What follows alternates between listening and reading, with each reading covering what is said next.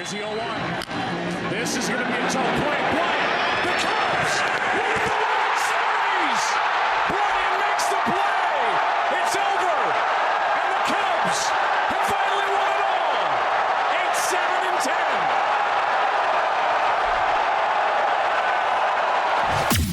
8-7-10. Welcome to Club 120. The ultimate roundtable for diehard Cubs fans and lovers of all things sports and lifestyle. Strike three, you're out. Hosted by Neil and Nate, two former baseball players and coaches turned loud mouths with strong opinions and even stronger banner. Get ready for quick-hitting, time-answer segments packed with wit, laughs, and the occasional heated debate. From analyzing Cubs on-field action to diving into off-field drama, no topic is off limits. So grab your glove, pour a drink, and pull up a seat at Club 120, where the banner's quick, the takes are hot, and the Cubs always come first. Let's get started. Play ball. Hello, Cubs friends. It's 120. You know what that means. Time to grab an old style and a bleacher seat. Step on into Club. I'm Nate. As always, is a man who regularly flies the hashtag WTF flag when the Cubs are playing. Neil, what's on today's lineup card?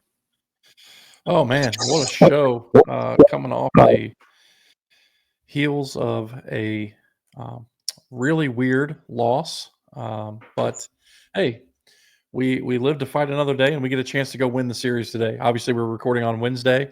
And first and foremost, we want to thank all of you guys for tuning in, however you tune in. Thanks for taking some time out of your day to watch our show. We got a big one today, man. Lots of stuff going on. We're going to talk a little bit about Dansby. Going to talk a little bit about Jed Hoyer and Shota and the Dawg Pound. And then finally, we're going to wrap it up with our topic of the week, which is the Summer of Cubs.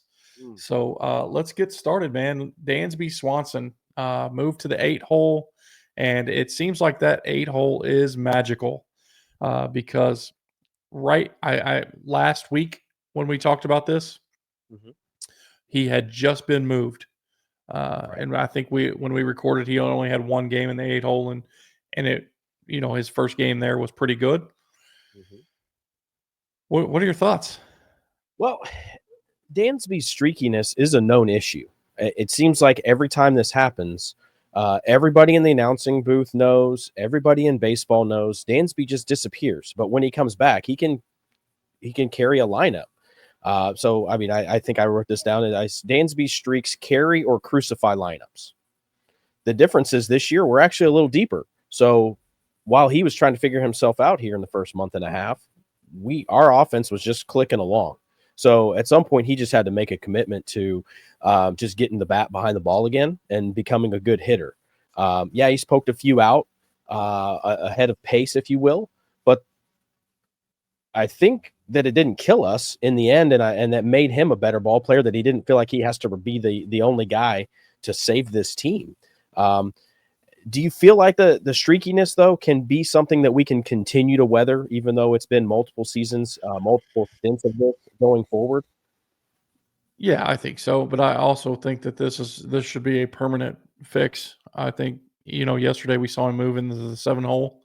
I think that's not a bad spot for him either. But I don't think we should tinker with going back to the 5 spot or the 6. I think leave him in the 7 or 8 hole. His production's obviously noticeably improved since the lineup changed. Like, my question is, if he stays in that spot of the lineup, is it sustainable? Or like you said, is this just a part of the streakiness? Would this have happened if he were in the 5-hole? So that's one question. And then the next question is, does this set a precedent for how the Cubs handle veteran slumps? I think the last part is probably the best part.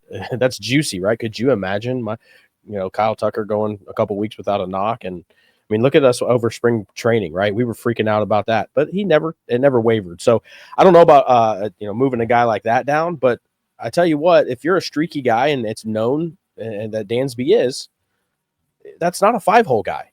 Your 5-hole guy's got to be a reliable bat to clean up some mess that the 3-4 guys maybe didn't do, or to clean, be another 3-4 guy when the 1-2 guys didn't set the table and the other guys did. So I just don't think that's Dansby's game. He's a slasher.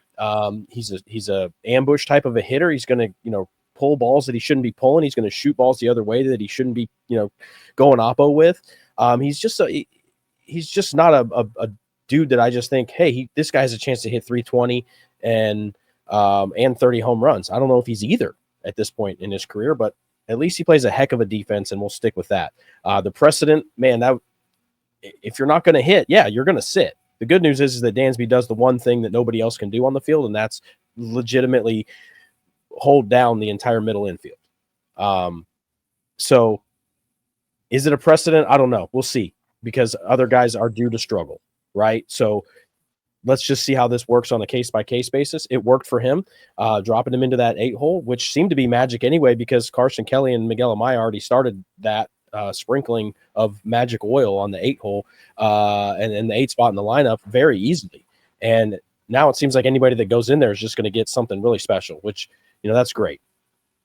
Yeah, no, I mean, the bottom of the lineup has been all production, right? Like even last night up until Tucker got a clutch hit there in the was that the 9th or the 10th? I think it was the 9th. Tucker got the clutch hit, but prior to that, all the production, the whole game was from the bottom of the lineup. Okay, so moving on to the next topic. Bargain fines. The offseason moves looked like head scratchers at the time, right? In the moment, guys like Colin Ray, Matthew Boyd, Carson Kelly, even some bullpen arms, Thielbar, are all now producing. Mm-hmm. So was this just a case of getting lucky, or is Jed playing 4D chess? Ooh, 4D, huh? Okay. Well, it's getting my feels going, honestly, because we touched on this. We kind of launched this campaign last week for Extend Jed. And when you look at these bargain fines, Colin Ray for $5 million, chump change for Carson Kelly, who's, Barry Bonds reincarnated, apparently. Even Matthew Boyd at a good signing at a good rate for where he's at, about $10 million a year is where he's at right now, I think. So, man, here's the thing. I think it was all part of the plan, and every signing had a role. And whenever Jed and Carter talked to these guys and their agents and their teams, and they said, listen, this is how this is going to be built. This is what the expectations are. And through the first 8 weeks, we've delivered on those, including, getting some extra ABs for guys whenever injuries are there. But these guys had to buy in before they signed. They sold them straightforward, and they said, this is how it's going to be. There's no smoke and mirrors. This is the lineup that we're trying to run out here. This is your role in it. And even guys like Justin Turner and Brujan, they're not bitching. You can hear them in the dugout. There was a hot mic the other night. All that ruckus the other night was Brujan. He has a special clap with Dansby, and he's got all, like, even our role players are bought into where they're at. And that comes back, honestly, to Jed and his team selling this the right way versus, oh, come here, be this guy. And there wasn't. This is where we see you. This is the value that you bring. Buy in and be a part of this. That's how I look at it. And that is the top reason right now that we're in contention, is because we didn't have to go spend $30 million on a bunch of guys. He did $30 million between 9 guys, and we're still under budget. We're in first place. Extend Jed. Do you think this is proof that the Cubs player evaluation model is thriving? Well, I think that's taken a nice growth spurt this year, because it seems like they're not just trying to sign a few guys to try to squeeze an ounce out of them because they used to be good. They're getting guys in here that not many people are picking up, or, everybody's kind of scratching their head. Drew Pomerantz, Cosgrove, even Keller even was like, you're going to throw that guy in the bullpen? I mean, I don't know. It works. So I would say yes, it is something that, maybe they found a loophole. Maybe they found a money ball type of situation right now that is giving them a window. and is extending an opportunity to some guys to buy in back to that sales part, buy into this philosophy, and let's see what happens. And a guy like Drew Pomerantz is like, I mean, if this is my only shot, why not? Right? He's 6 years old. One more shot, empty the tank, fire all the bullets the way they're asking me to do. What could go wrong? And I think we're seeing some of that labor, right? I think the only one they've missed on, I mean, sorry, Jan, but is Ryan Presley. Boy, that's so fresh. I saw a post. I can't remember who it was, and I would love to give credit because I actually was Huss, the guy that does the minor league stuff. I believe on deck. Yep, the guy that we gave up was not even a top 100 prospect. That's what we felt. That's what the Astros felt about how valuable Presley was to their potential clubhouse, whatever role that they would have had him in if they weren't offered some kid from the Cubs. So you might be right there. Last night was brutal. He's had 3 brutal outings, but they've been about 3 to 4 weeks apart.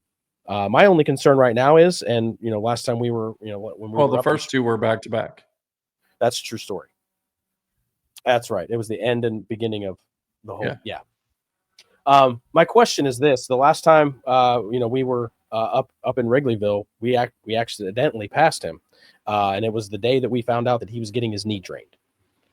Is that a concern for you if your closer is, week to week, day to day, hasn't thrown in such a long time?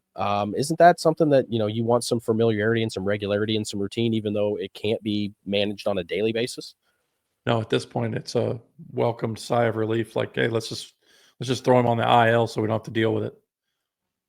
Is that what you think that's going to happen here? Is we're going to see a move for? I don't know if that's what I think is going to happen. That's what I would do. I would certainly find a way to make sure he's not on the roster tomorrow, but that's just me. And we can talk about he's, like how good he's been in between the bookends, right? The 2 horrendous first starts and then the 2 and then the 1.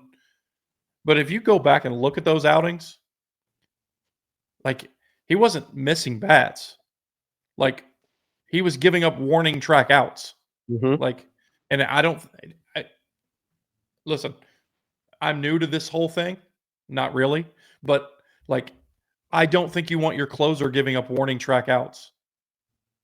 No, pressure's already high, right? And that's at Wrigley. So at other parks, those aren't warning track outs; those are home runs. Mm-hmm. So maybe that's something that Houston, ran the analytics on, because they have a small park too, right? And their park plays small every day, and maybe they did the math on it. And like you said, he's not missing bats, and there's your point. That's the bottom line. I would like my closer to come in and be dominant, and miss bats, give up weak contact. Not, oh my gosh, that was close. Right. Speaking of just dominating and really, hard contact, this Cubs lineup is exciting. And we titled this one Hitters Hit. What do you think is making this Cubs offense just click? Man, I don't know. There's a difference, though, between 2024 and 2025. The body language is different. Their approach is different, and I'm here for it. I mean, they're not just scoring runs. They're getting clutch hits, veteran bats, young bats. It doesn't matter. That's I love watching it. And in years past, a game like yesterday, I'm clocked out, right? Like we go down, I think it was like 5-2 or something like that. Like I'm out. Like this is just typical. Like I never felt that game was over until Presley came in, honestly. But like I never felt like we weren't going to put at bats together. Mm-hmm. And I even the innings we weren't scoring, we had traffic. Like I think we only had maybe 1, 2, 3 innings. Right. And even then, like I remember one of the 1, 2, 3 innings, like Nico hit a freaking rocket just right at the right fielder. Like, it was just one of those things where the ball wasn't falling. We weren't finding holes. We were putting the ball in play. And I mean, I even Birdie got thrown out, but we tried to steal a base yesterday. Right. I just love the offense, man. I love that our guys are hitting. And it's not just home runs. Like, home runs are great. They're fantastic. But we score in so many different ways that it makes the lineup fun. It makes the game fun. And you never feel like you're out of it. I mean, 14-5, I felt like we were out of it. But right, there was a nail in that coffin, and Yeah. we flicked that one ourselves from the inside. But I tell you this let's just break this down old school, right? We don't need any fancy graphs or anything. Let's just go with an old school box score style of how good this offense is and why our hitters hit. We are number 1 in the National League in batting average. We are up 20 points from last year. We are number 1 in total hits, number 1 in RBIs, number 1 in runs. You have to score points to win the game, and we're doing that very well right now. And this team just flat out bangs. And honestly, I can't wait until the weather warms up, because if this is what we're doing when it's chilly out and the favorable conditions are, Wrigley's playing unfavorably or unfriendly, if you will, to offenses. This is going to be it's going to heat up even more. So buckle up, Buttercup, because it's going to be a fun time. Right. Okay. Well, so from fun time to not so fun time. Yeah. Sho-No, now what? So Shota Imanaga is on the IL, the Cubs' most reliable starter. I don't think that's an argument there, but he's temporarily out. I got several questions in here. I'm just going to shoot them all at you. Okay. How are they going to weather this stretch is one. You got guys like Wicks, Flexen, Pomerantz. Are we going with one of those guys as a starter? Are we going bullpen games? Or do we see Cade Horton? Mm-hmm. So that's kind of the first question. And question 2, is this just a 15-day IL stint, or is this the start of a bigger concern? Let's work backwards, because that's the biggest concern, which I think can lead to how we look at the first part of your question here.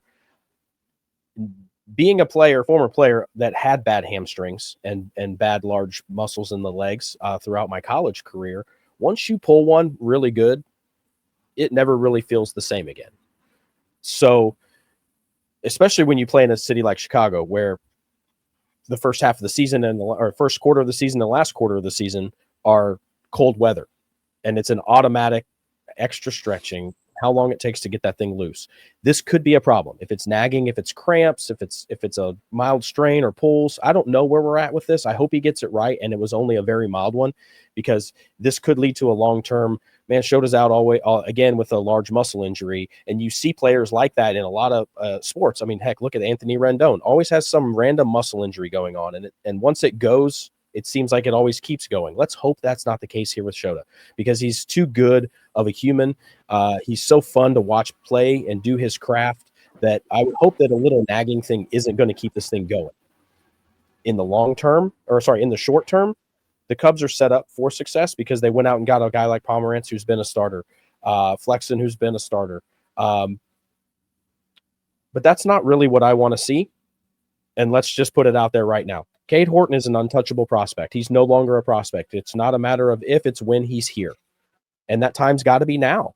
Even if it's for 2 starts, it has to be now. We're not protecting him to keep his trade value. We're not showcasing him to other teams.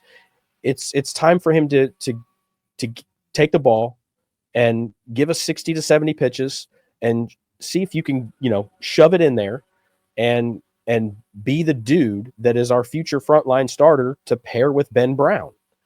I wrote it down. I wrote his name down on a little cup of coffee, right? It's your mug it is waiting at Wrigley. Come get your cup of coffee, Cade, because we're ready. We're all ready. It's just a matter of, are they willing to do it?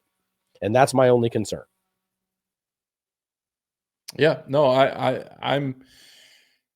This to me is must-see TV, right? Like, how are we going to band-aid this situation? I don't like the bullpen game philosophy, but we'll see. Maybe that's what we have to do. I would rather see us run a Pomerantz or a Flexen out there for 4 innings, or if we could get 5 out of them, great. But man, I really would not like to see a committee effort, if you will, because I think there's still a lot of questions out there, and I think there's some weak links out there. So I would prefer to roll one of these guys out here that we know can give us 4.5, 5 innings. Well, let's stay on the pitching subject. And it's been a while since we've addressed the Dawg Pound. Yeah. Why don't you talk to us about the Dawg Pound? Dawg Pound, man, it's seen some guys, they're laid up at the vet right now. We've got Steele on the shelf, we've got Shota out there, and it seems like we're in need of a little bit of juice, and some guys have been stepping up. So I'm going to put it out here right now. Matthew Boyd, what a genuine dude. I mean, that dude is just a gem of a human, and dang, he really competes hard, because I'm going to be honest, I don't think we've seen his best stuff yet. We haven't seen him just absolutely dialed in.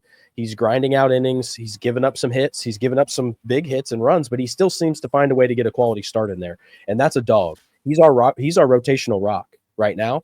And he does seem to have a feel for the moment. So without further ado, I'd like to welcome Matthew Boyd to Nate's Dawg Pound. And the other guy, which a little sooner than I expected, but man, Palencia is Spanish for fuel, and he's trusting his fastball right now. He is pounding the zone, and he's forcing swings on his pitches. And I love to see that guy coming out of the pen now, because I know that we're going to get something. And for all that he went through last year, and the mental struggles that he went through, it seems like right now nothing really phases Danny Palencia, and I'm here for it. And I love to see that, because having that much firepower come out of the pen it's been a while, and it's fun to see. So Danny Palencia is leading the charge for the pen right now. Pair him with Porter Hodge and Matthew Boyd with the rotational rock right now. 2 new members of the Dawg Pound I'm excited about, cheering for these guys, because they just seem like they've got it. They've got that dog in them, and I love to see it. All right, so the Dawg Pound is obviously a pretty serious honor roll, right, that we got going on over here. But I want to know who's on your radar. Who's next? Well, I've been pumping him up a little bit lately. I even gave him a character, Keller. Donkey Kong Keller is next up, I believe. We're looking for him to keep pounding that. That would be my next up on the list to see where we're at. But again, another hard throwing guy that just seems to be pounding the zone. So I'd love to see it. We're the mental game of being a closer and coming in any situation is the hardest thing to do. And we've seen some mental marshmallow moments out of this pen, but we've also seen some guys starting to step up. And that's what gets the notice of me. That's what gets the Dawg Pound seal of approval, is when it doesn't matter what the jam that you're in or you're given or you inherit, you've got the stones to get this done, and you've got the stuff that you're trusting to make it happen. And that's why those 2 are in right now, Boyd and Palencia, and I would say Keller's on deck. And let's just watch Donkey Kong just keep smashing bats up there, and let's make it happen. Okay, so rounding out the show, I'm going to go off topic here real quick before we get to our because I know you want to buzz on this. I know you do, and I know you have no idea where I'm going with this. Okay. But the lineup was just released for today's series finale day game. We got Happ, Tucker, Suzuki, Kelly, and then in the 5 spot, first baseman Justin Turner. So let me ask you this before we get to our topic of the week. Let me ask you this: how are you going to get better at hitting opposite pitching if you don't face, like, he's got to face left-handed pitching, right? Like, he's got, at what point are we going to run him out there and let him do his thing? I don't understand this. Your comment is on point. How can you get better if you don't play? We are facing some of the best left-handed pitching. That is not a lie. We're facing the Giants. This is a playoff team or potential matchup. I hate this matchup, by the way. I hate it, okay? But not letting Michael Busch hit against lefties, I don't understand. What are we going to wait for some soft tosser to come up there? The last thing a lefty wants to see is a lefty puff curveball. Let him see some heat. Let him throw a slider down and in on him, and let him get a barrel out. I'm sick of this, Craig. I'm absolutely sick of Craig Counsell's management of this poor kid's career, who's a budding star. He's going to hit 30-plus home runs, and he's going to sit 2 days a week because we face some left-handed guy that we're going to watch Justin Turner hit cotton balls out of the infield. It's a joke. It needs to stop. It absolutely needs to stop, Craig. Grow up, grow a pair, and let the kids swing it. Let's go. I love it. That's what we're here for. Yes. I saw the lineup. I saw the lineup come out, and we just happened to come out in the middle of recording this show, and I thought this is really gonna piss him off. So we're gonna roll with it here. Okay. All day. I'm coming. It's coming in hot. Every Justin Turner at bat, it better be off the freaking ivy, or we're gonna hear it, because it's ridiculous at this point. That poor kid, Michael Busch. I feel for him. Turner did get a clutch hit yesterday. That's neat. Good for him. Okay. Summer of Cubs. It feels like a turning point. Wrigley's rocking. Warm weather's rolling in. The Cubs are in first. Is this the summer that Chicago falls back in love with Cubs baseball? This show feels like a Cubs game right now. Like, so much good emotion, and we're all over the map. But I tell you what, according to JD, the Ivy is coming in at about 68%. That's what he quoted last night. And I'm here for that warm weather. And the wildness is going to absolutely crank up here. I can feel it. Like, this team is weird. Like, we're finding exotic ways to win or lose situational baseball games. And this gives me that nostalgic vibe of Friday 120 as a kid, knowing WGN. There's a Cub. Like, when I figured that out, even in Texas, it was like, I'm skipping school today. I don't feel good. This is what it feels like. It just seeing people go crazy in the bleachers, balls flying out of park, hitting Waveland. This feels like that entertaining vibe that we grew up on, and we grew to love, and the world grew to love the Cubs for that. And we're here, entertaining as hell is what we are. This team is entertaining, even when they are frustrating the hell out of us. We are entertained. Do you see a summer slump or a swoon that could derail this Cubs vibe right now? Yeah, well, here's the thing. The schedule can't get any tougher, right? Like, the weather's going to warm up. Things are going to get nicer. The only thing that can derail this train, in my opinion, is more injuries. You got guys like Shota getting hurt. Steele's obviously gone. But then, man, you look at the kid in Cincinnati that was, I think he made his debut like last week, and then just this week goes headfirst into a wall. I think I don't know for sure. I don't keep up enough with that stuff with other teams, but I think he broke his arm. Like, man, that's the stuff that can derail. I think this team is, the vibe's different around this team, right? There's more swagger, more consistency, more belief. So giving up 8 runs or 10, however many they gave up in the 9th inning, typically last year that's going to sting for like 3 games. Like, that's a cloud that's just going to hang over you. I think these guys got to the park this morning and they forgot about last night. Like, let's go win the damn series. Like, I think that's where they're at. I think that this is different, and Chicago falls back in love with Cubs baseball for several reasons. I think there's a potential MVP run among us. Maybe a couple. How crazy would it be if there's 2 or 3 guys in the MVP conversation usually every year, and a couple of them were from the same roster? Like, like, that would be wild. And I think we're potentially, if PCA stays hot, like, how can he be out of the conversation? If Tucker just keeps delivering the way he does, how can he be out of the conversation? And then you got all the buzz around. Could there be a blockbuster trade at the deadline to go get some whatever it is you feel like you need in exchange for all these prospects we got hanging out down here that there's no room for at the big club. That's going to create buzz, or a blockbuster type extension that happens, and plus the postseason push. Like, I think we're here, man. I think we've arrived at the summer of baseball, of Cubs baseball, that we've been longing for the last 5-6 years. Yeah, absolutely. This team is super fun.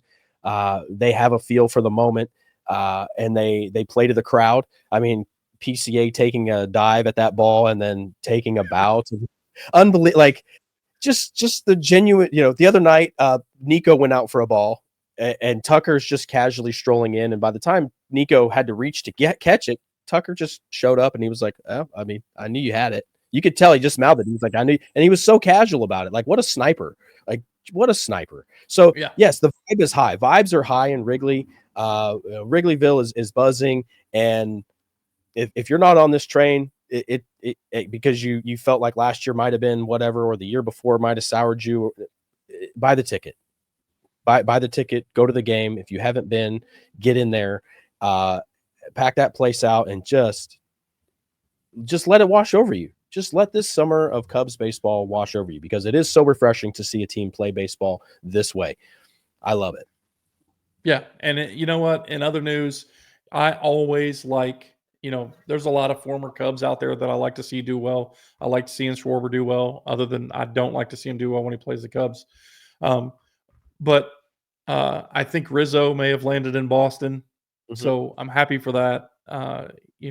I don't think he wanted to retire this way. So if he gets another shot, that's great. And then how about Javi Baez having a freaking year? I mean, maybe just response of Cubs now and then, right? Like, a couple of these 2016 guys just having a renaissance year. Good for them, right? Good for them. And the Cubs having a renaissance type of throwback type of season where we're running all over the place. Balls are flying all over the yard. Who cares who's on the mound, because they're going to give up 10 anyway. But we're going to hit 10 too. So here we go. Man, it's a fun time to be a Cubs fan. And I'm, as the slogan says, be here for it.